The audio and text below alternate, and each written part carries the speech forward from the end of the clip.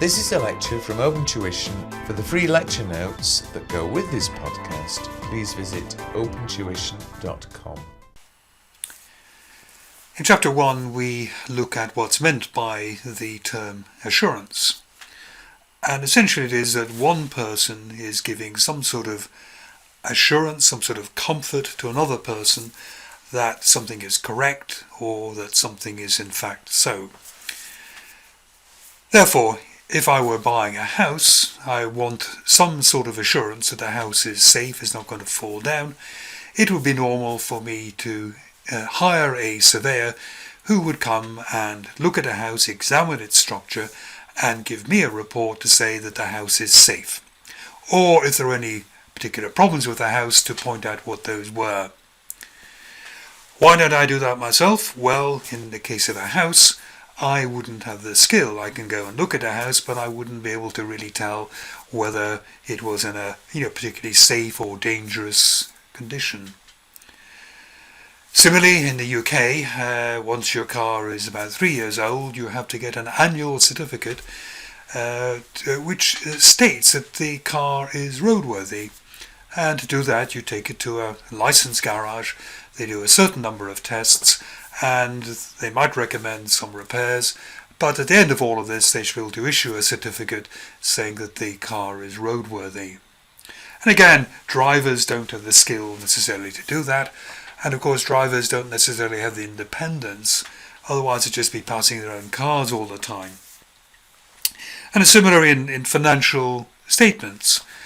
Why don't shareholders look at the financial statements themselves? Well, probably not the skills. They probably don't have the time to do it, and it's certainly not very efficient for every shareholder to look at the financial statements kind of independently and kind of go checking through them. And also, they may not be in the right place. The business that they're invested in might be in the north of the country, or indeed an entirely different country, and the idea that they will travel and do some checking up themselves is simply not economical. So, for the sake of time, skill and location, we hire somebody else to do it. We rely on someone else to do it. We have to think very carefully of how much checking should they do, what standard should they give the assurance to, because generally speaking, the more and more checking that takes place, first of all, the more expensive it gets, and secondly, the more time-consuming it becomes, so you're waiting longer and longer and longer before you get the assurance and can actually do something with the results. And that's not great. And in the case of audits, the standards auditors are working to are the international standards in auditing, which are issued, which more or less say, here's how you should do the audit.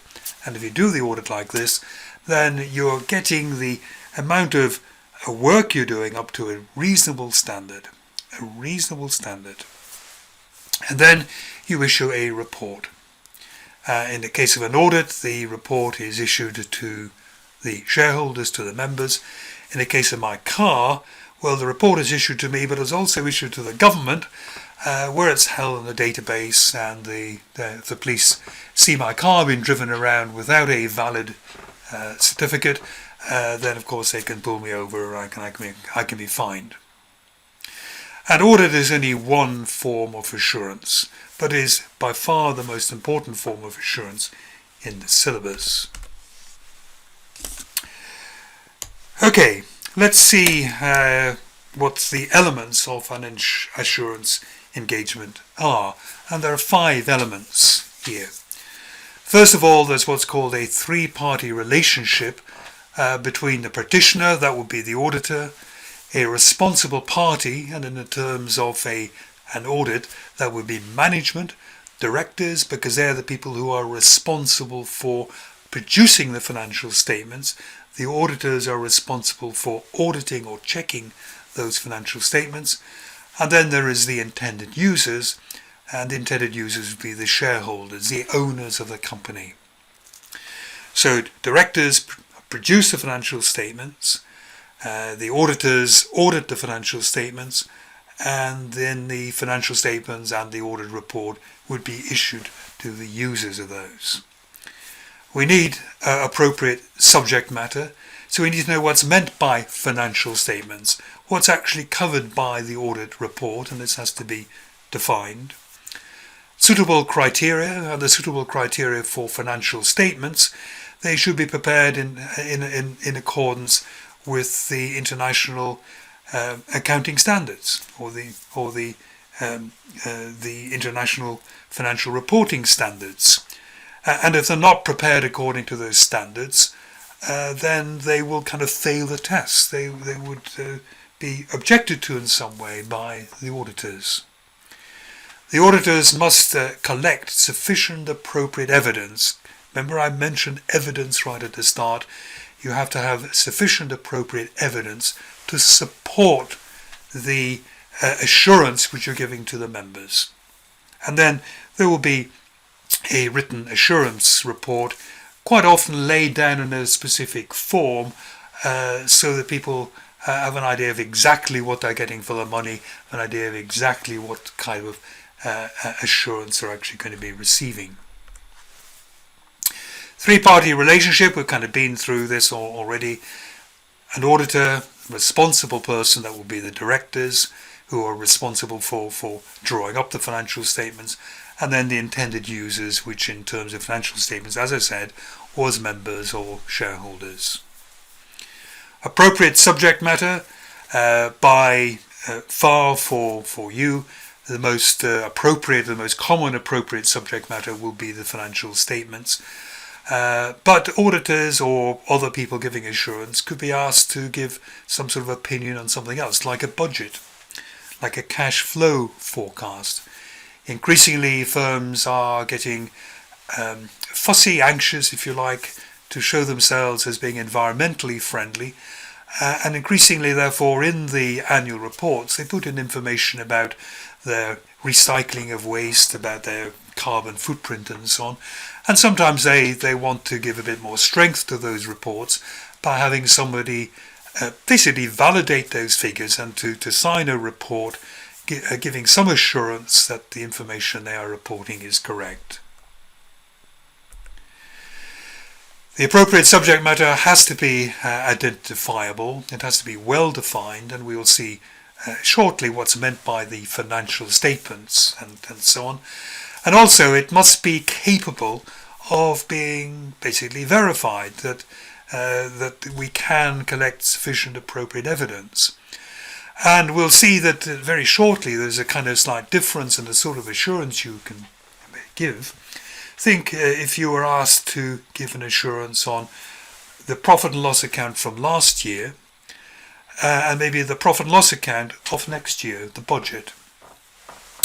If you're looking at the profit and loss account of last year, you could examine invoices, you could examine purchases, you could examine wages, you could look at the depreciation charge. There's lots and lots of evidence you can get about last year's profits. But what about next year's profits? A budget.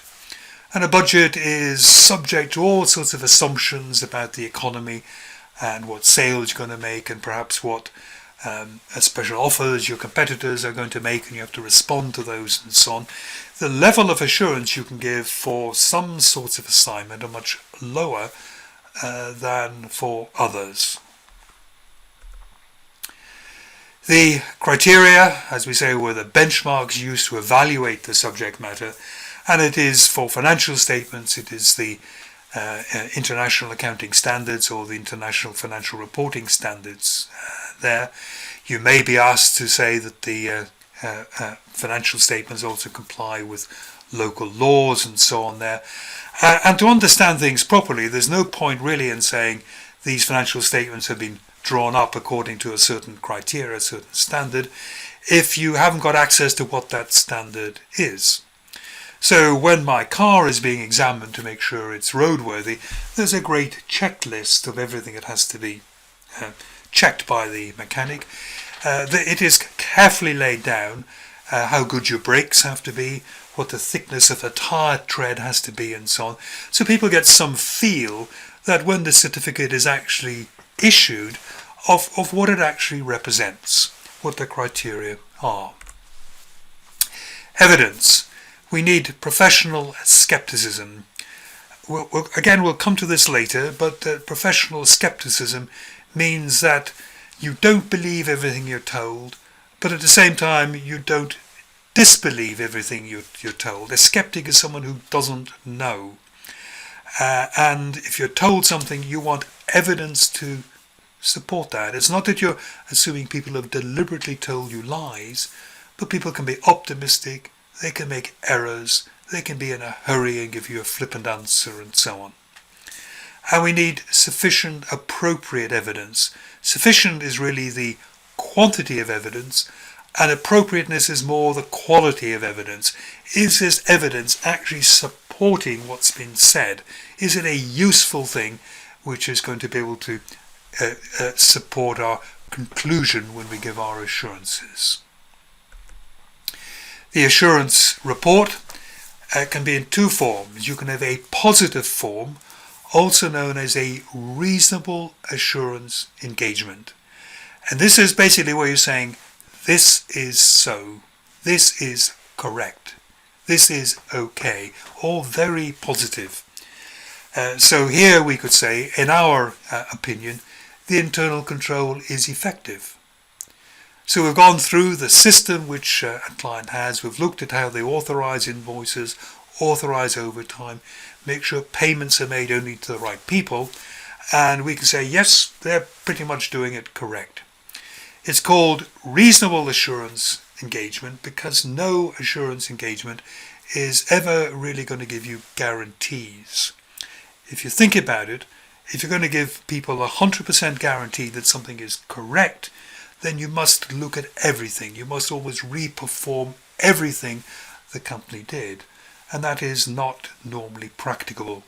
What you look for is reasonable assurance that there are no material errors. The other form of assurance is a negative form, or that's called a limited assurance engagement. And this is basically saying we've looked at stuff, we're not saying it's absolutely correct, but we're saying we have found nothing which means that it is wrong. And that's obviously a much lesser degree of assurance than the positive one. The negative form of assurance is what you would give if you were asked to talk about next year's budget. You say, I've looked at the budget, the assumptions look okay, I've checked through the calculations, there's no obvious errors there, and you would say, basically, based on our work, nothing has come to our attention for us to believe that the budget is incorrect. But that is falling a long way short of saying that the budget is correct. Audits are positive assurance. We want to be able to say that the financial statements show a true and fair view. So here we have examples. The accounts show a true and fair view. The cash flow forecast is correct. Maybe the appointment of the employee was fair. And you need a lot of evidence to support that positive. Negative, we've discovered nothing wrong with the accounts. That wouldn't be appropriate for an audit, but some people who don't have to do audits like the auditor to look at their accounts anyway, to give some sort of assurance, and then the work will be a little bit less to give negative assurance, a little bit cheaper. The basis of the forecast is not unreasonable, you'd say that. You wouldn't say the one at the top. It'd be very, very unlikely to find someone, basically, who would say this. You'd be really foolhardy if you're going to say the cash flow forecast is correct, but so much depends on assumptions, so much can go wrong.